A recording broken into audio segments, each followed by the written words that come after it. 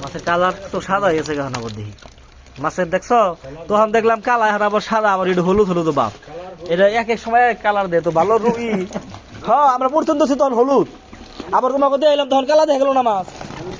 আবার দেখো কি কালার হয়েছে আবার কোন কালার হয়েছে মাছের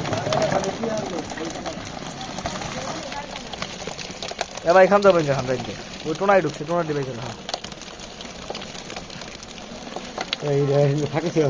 কথা না বুঝছো কার তোমার কথা আবার একবারই করে হারাইলো এটা জলের পরিবর্তে হয় পুকুর তো রোদের মধ্যে একবারে সাদা দেখা যায় কব না এরা এরা প্রশংসা করলে 5টা বেশি চাই যদি